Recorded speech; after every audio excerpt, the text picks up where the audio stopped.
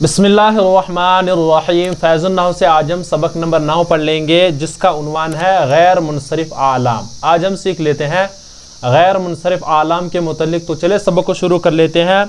लिखा है, दो असबाब से गैर मुनसरिफ होने वाले अस्मा या तो आलम नाम होंगे या सिफत हों। कह रहे हैं कि दो असबाब से, यानी जिनमें दो सबब पाए जाते हैं, अगर कोई गैर मुनसरिफ होता है वो या तो इस्म होगा या कोई सिफत होगी।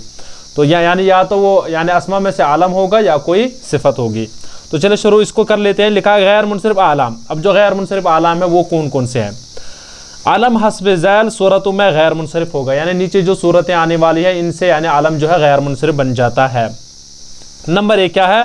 तानीस। आलम के आखिर में ताए तानीस आए, चाहे आलम मुज़क्कर हो या मुअन्नस, जैसे फातिमतु तलहतु। कह रहे हैं कि अलम के आखिर में अगर तानीस होता है, तानीस अगर हो तो वो क्या है? गैर मुनसरिफ हो जाता है। नंबर 1 पहली से जो उसमें सबब पाया जाता है वो ये है कि एक तो अलम होता है, दूसरा सबब जो पाया जाता है वो ये कि वो तानीस होता है, यानी बिल गोलता के साथ। जैसे यहाँ पर मैं एक मिसाल में दिखाऊंगा। यहाँ पर इन्होंने लिखा है जैसे फातिमा तो ये है तानीस। क्या है? ये है तानीस। कह रहे हैं कि एक देखिए, एक सबब इसमें क्या है? अलम है, और दूसरा क्या है? इसमें तानीस है। आया समझ में?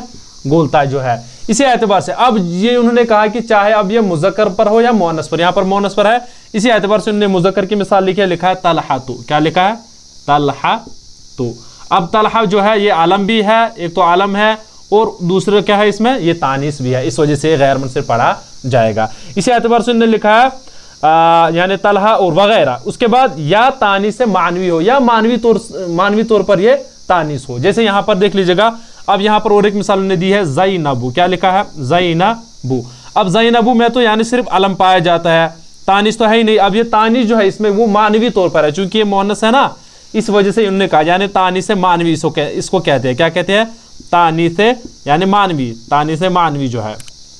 अब दूसरा इसमें सबब क्या पाया गया? तानीस से मानवी। एक तो आलम है, दूसरा है तानीस से मानवी, इस वजह से इसको गैर मुनसरिफ पढ़ा जाएगा। जैसे ज़ैनबू मरियम। अलबत्ता अगर दूसरी किस्म में अलम सलासी साकिन औसत अरबी लफ्ज हो तो उसको मुनसरिफ भी पढ़ा जाएगा। अब कह रहे हैं कि जो दूसरी किस्म है, यानी जो ये वाली किस्म है मानिस, ये जो है तानिस मानवी, इसको कहते हैं कि अगर इसमें यानी सुलासी हो, यानी 3 हरूफ वाला हो, साकिन औसत हो और बीच में साकिन भी हो। जैसे इन्होंने मिसाल में लिखा है हिंदुन, हिंदुन, हिंदुन। अब ये सुलासी है ना, 3 हरूफ वाला है।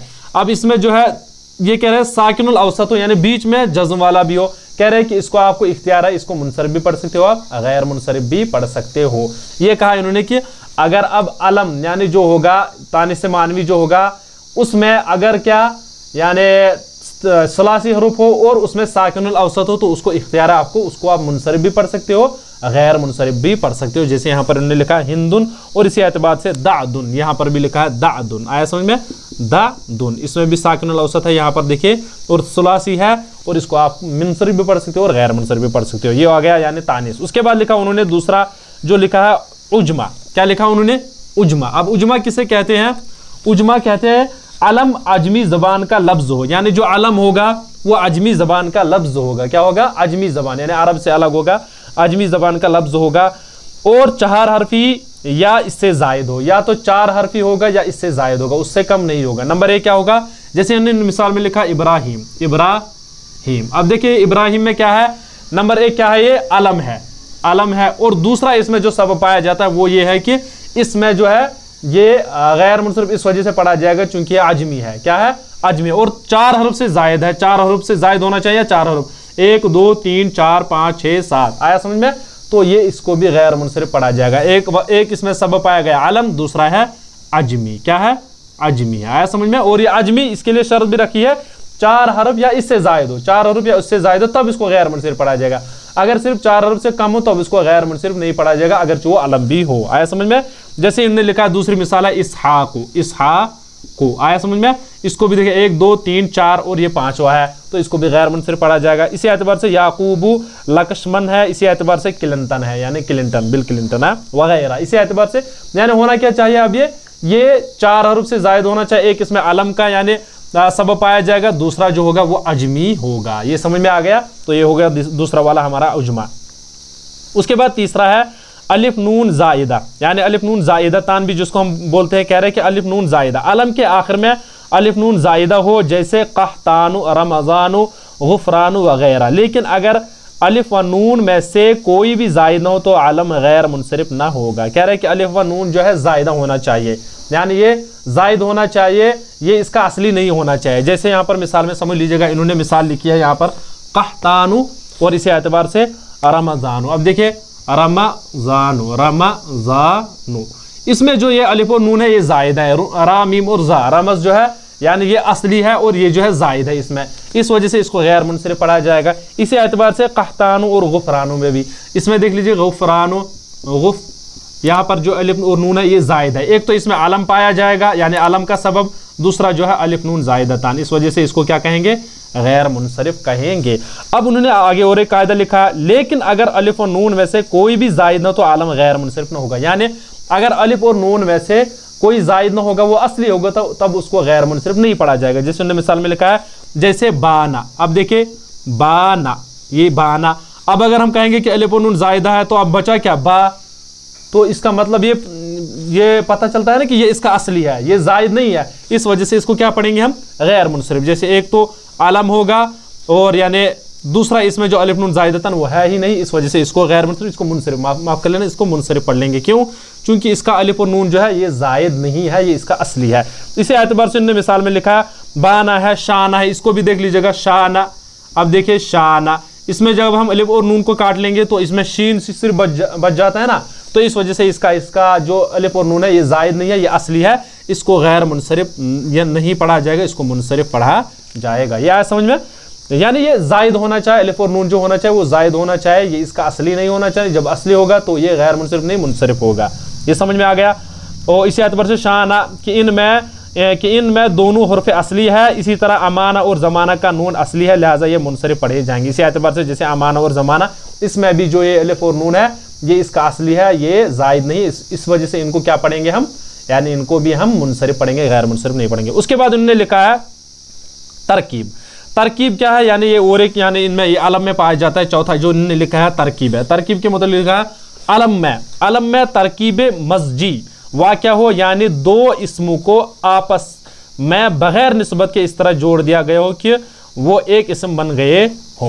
कह रहे हैं कि तरकीब मस्जी किसे कहते हैं, यानी बगैर किसी कायदे के, यानी कोई उसमें ना यानी निस्बत पाई जाती है, ना किसी वजह से उसको यानी मुस्नद किसी भी वजह से उसको मिलाया नहीं जाता है, बस बगैर कायदे की हम मिला देते हैं, तो उसको कहते हैं तरकीब। अलम में तरकीब मस्जी, इसको कहते हैं तरकीब मस्जी वाक़या हो। अब किसे कहते हैं तरकीब मस्जी, यानी दो इस्मों को आपस में बगैर निस्बत के इस तरह जोड़ दिया गया हो कि वो एक इस्म बन गए, कि वो एक ही इस्म बन गए हो। जैसे शाह जहां, अब देखिए यहाँ पर अलग है, शाह ये अलग है और जहां अलग है, ये शाह अलग है और जहां अलग है, इनको जोड़ दिया गया है, इसी को कहते हैं तरकीब मस्जी। क्या कहते हैं, तरकीब मस्जी। आया समझ में? तो एक तो इसमें आलम पाया गया एक सबब, दूसरा तरकीब मस्जी, इस वजह से इसको गैर मुनसरिफ पढ़ लेंगे। इसी एतबार से देख लीजिएगा बालबक, तो इसी एतबार से नादिर शाह, नादिर शाह में नादिर अलग है, शाह अलग है। इसी एतबार से हजर मौत जो है, इसमें भी हजर अलग है और मौत है तो अलग है। अब इनको यानी एक सबब इसमें क्या है, अलम पाया जाता है और दूसरा क्या है, तरकीब मस्जी, इस वजह से यानी तरकीब जिसको हम कहते हैं, तो इस वजह से इसको गैर मुनसरिफ पढ़ा जाएगा। बहुत ही आसान है। उसके बाद लिखा है उन्होंने वज़न फ़ेल। वज़न फ़ेल यानी अलम फेल के लिए मखसूस या राज औज़ान में से किसी वज़न पर आए, यानी ये किसी भी अफ़ाल के वज़न पर जब आता है, यानी इसको कहते हैं वज़न फ़ेल।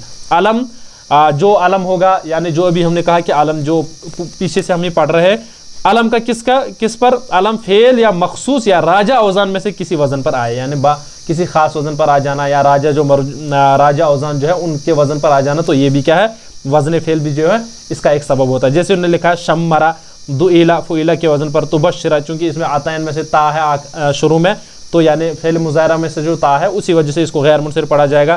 ताइज़, इसी एतबार से यमन का एक शहर ताइज़ जो है ये भी यानी गैर मुनसरिफ पढ़ा जाएगा। और ये औज़ान हस्ब ज़ैलाब, इनके जो औज़ान इन्होंने लिखे नीचे भी लिखे है, जैसे माजी मारूफ का वज़न फ़अला, माजी मजूल के औज़ान फ़ुइला, यानी इन औज़ान पर फ़ुइला हुरूफ़ मुज़ारे से शुरू होने वाले माजी व मुज़ारे के औज़ान जैसे तफ़ाअला, इस्तफ़अला, इफ़्तअला, युफ़अलिलु, यनफ़अलु वगैरह बाब मुफ़अला के अलावा दीगर अबाब के अमर के औज़ान जैसे इफ़अल, इफ़इल या उफ़उल, इसी एतबार से इस्तफ़इल, फ़अलिल वगैरह, यानी जो अवज़ान इन्होंने लिखे हैं, फे अफ़ाल के वज़न जो इन्होंने लिखे हैं उनके मुतल्लिक़ कह रहे हैं। इसकी तफ़सील आप थोड़ा अगर आपके पास आसान ना हो उससे भी पढ़ लीजिएगा। वज़न फ़ेल जो उन्होंने लिखे है बहुत ही यानी इससे थोड़ा यानी जानदार लिखा है, इन्होंने थोड़ा इख्तिसार के साथ लिखा है, तो कोशिश कीजिएगा उससे भी इसका मुताला कर लीजिएगा।